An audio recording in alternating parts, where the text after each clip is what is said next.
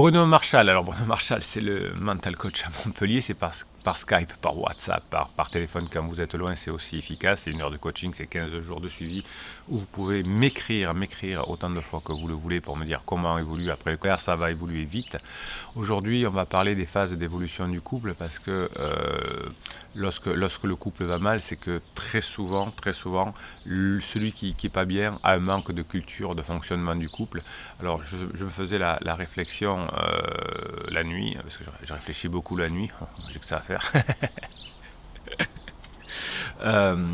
C'est vrai qu'à une époque, il y avait une préparation au mariage dans les religions. Aujourd'hui, comme on se marie, oui, parfois encore religieusement, mais pas toujours, et on n'est pas obligé de faire souvent la préparation au mariage. On ne connaît pas les phases du mariage. Alors, je ne sais pas exactement ce que disait le prêtre, l'imam, le rabbin à l'époque, mais je suppose qu'on parlait sur le fonctionnement du couple.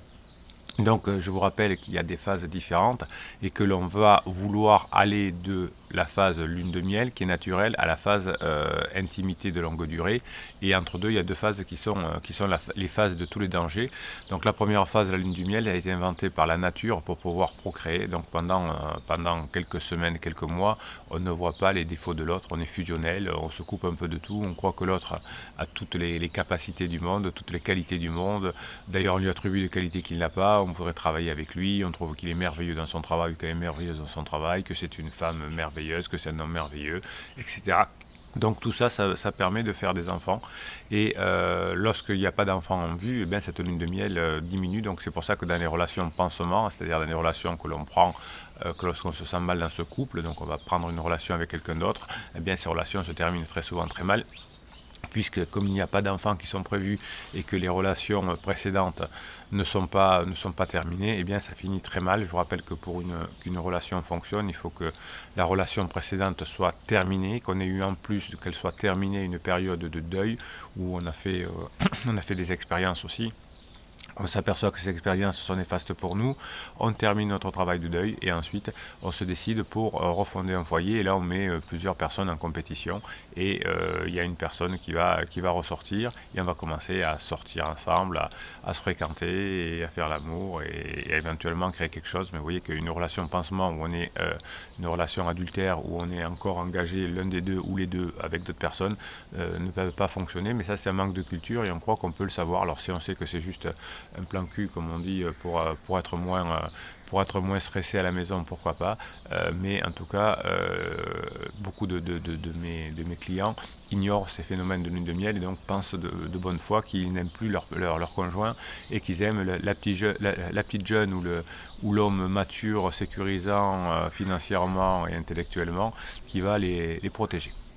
Donc ça, c'est la phase de lune de miel qui finit effectivement par se terminer, très rapidement s'il n'y a pas d'enfants en vue, plus longuement si on décide de faire des enfants.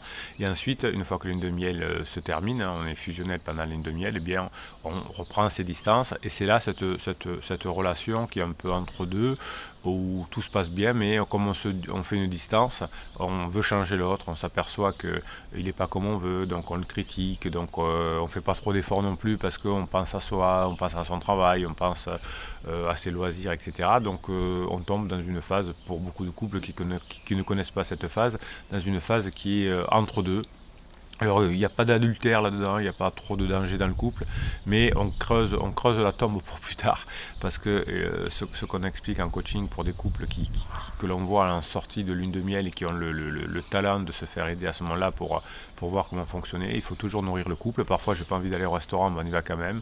Parfois j'ai pas envie de partir en vacances, mais on y va quand même, parce que si je dis toujours non, si je suis jamais d'accord, eh bien il va y avoir forcément des conflits qui seront reprochés dans la troisième phase du couple, où pendant une crise existentielle, hein, et tout le monde fait des crises existentielles, on va explorer quelque chose que l'on ne connaît pas. On se dit, je vais explorer d'aller avec une autre personne, de dépenser de l'argent, de commencer un nouveau sport, de changer de coiffure, etc.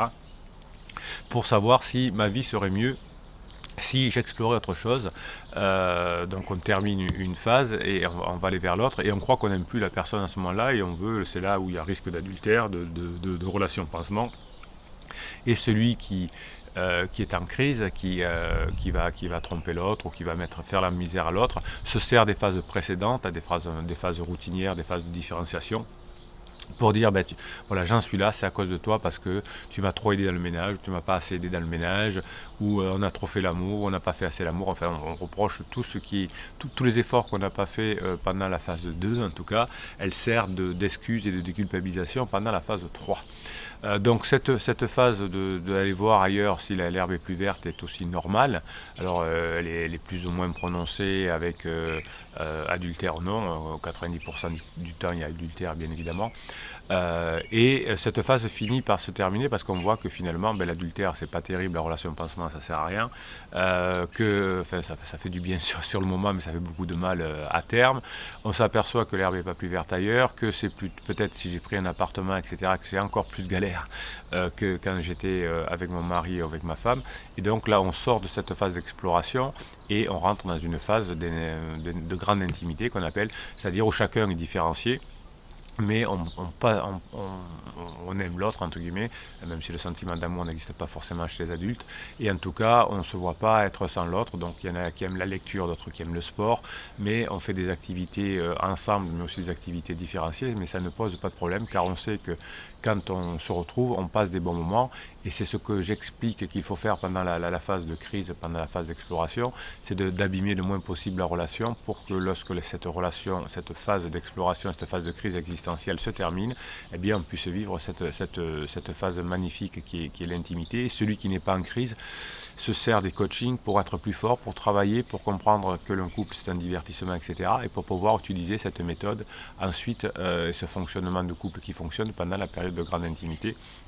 Et là, il va pouvoir partager ses techniques, ses façons de faire et éventuellement ses coachings avec son conjoint ou sa conjointe qui est sorti de la phase existentielle, de cette phase d'exploration. Et là, comme tous les couples qui ont aujourd'hui 70-80 ans, qui sont toujours ensemble, qui ont traversé évidemment les phases de distanciation et les phases d'exploration, de crise existentielle, et bien ensuite, ils sont ensemble. Alors, ils font des choses chacun de leur côté. Il y en a qui aiment quelque chose et l'autre quelque chose. Et puis, ils font beaucoup de choses ensemble aussi. Et ils sont heureux de s'entraider. Voilà.